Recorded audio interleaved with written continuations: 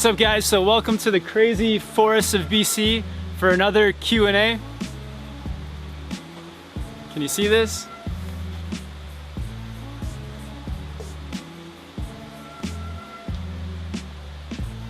Look at all these questions. This is crazy. How am I supposed to answer all these? This is really cool, like getting, interacting with you guys like this. I hope I'm giving you guys some good answers, and you're also giving me some good ideas for, the type of videos I should be making in the future. Okay, so let's get into the first question. When I go for Indy grabs, I just can't make my hands go down to the board. Any tips? Yeah, so the most important thing for doing Indy grabs is to bend your knees right up to your chest so that when you go to grab your board, it'll be right there. How can I remove the possibility of catching an edge? So I find that people catch an edge the most because they're getting all twisted on their board.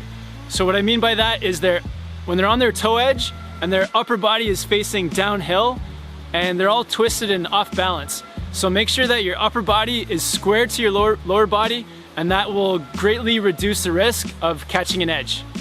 Have you ever been snowboarding in Europe? And is this a big difference with Whistler? So I've been snowboarding in Europe once in Austria, and I would say the biggest difference is that the mountains in Europe are a lot steeper and it's more alpine, where in Whistler there's a lot more tree riding. What's your favorite kind of music to listen to when you're boarding? So my favorite kind of music to listen to is hip hop. I just find it's like upbeat and it makes me motivated to ride. Do you think that getting something like a selfie stick and film with my phone would be a good alternative to a GoPro if I can't afford one? Yeah, definitely. Selfie stick with a smartphone is an awesome option. I think you can make some really good snowboard videos with that. Hey Kevin, I have size 14 men's feet, so my boots hang off the board, and I randomly catch an edge sometimes and go flying because of it. Is there anything I can do? Yeah, make sure you get the widest board you possibly can. Even among the wide boards, some are wider than others, so keep an eye out for that. And then you can also get risers for your bindings that'll lift your feet a little bit higher off your board, and that'll keep your toes and heels from digging into the snow as well. I'm considering moving to a mountain town and working at a resort as an instructor. Any tips on what to do and what not to do? Yeah, so something you can do is call ahead, call their snowboard school and inquire about a job as an instructor. And if they know who you are, then maybe they'll put you on as for an interview or whatever it is. And something not to do is don't spend all your money in the first month or two. It may take a little while to get your first paycheck, so save your money and so that you can remain there the entire season. I have a hard time landing. Any tips?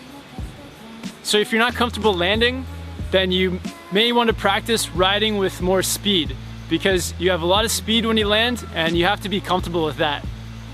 What's required for level 1 snowboarding coaching?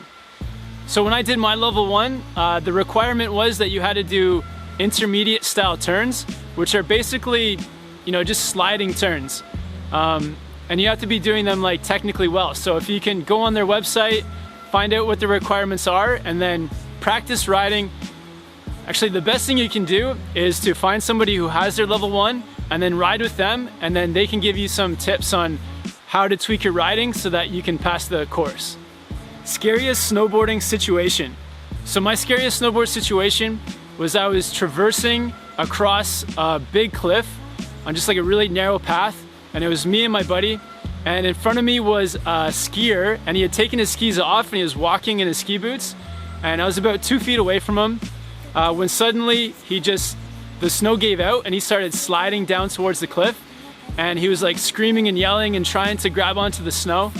And so he went over the cliff, and I was just frozen. I was terrified, and I just looked at my friend, and we didn't know what to do, so we kept going, strapped our boards on, and went down to the base of the cliff to see if he was okay. And luckily the guy had fallen into a giant pile of snow, and he was just sitting there kind of relaxing, trying to he was all freaked out. But yeah, that was the scariest thing, and he was okay, thankfully. But seeing that guy go over the cliff, like, just terrified me, and I still remember it to this day. Wait, he lives in a resort? Does the company he works for pay for it? So I don't work for any company, and they don't pay for anything. Hi Kevin, do you have any tips for the first time in a half pipe? Yeah, so the first time in the pipe, just practice riding up the walls a little bit. You know, riding up on your toes, down on your heels, carving across the bottom, and then up on your heels, and then down on your toes. Just getting comfortable riding up the walls a little bit. Don't think about trying to get air to the pipe. And yeah, just gradually build it up more and more each time. Any tips on how to stay on very long and narrow boxes? So think of your approach has to be very long and narrow too to keep you in that straight line. All right, so let's check over to Facebook for some questions. Okay, so Facebook question. What's the best binding setup for improving switch riding? Should they be at the same angles on both feet? So the best setup for riding switch is to have, yeah, sort of like a mirrored duck stance. So somewhere around -15 and +15. And then, you know, it doesn't make much difference whether you're riding forwards or backwards. Okay, so maybe we'll make this the last question. What mittens do you have, and do they have wrist straps? So the mittens I have, the brand is called Howl.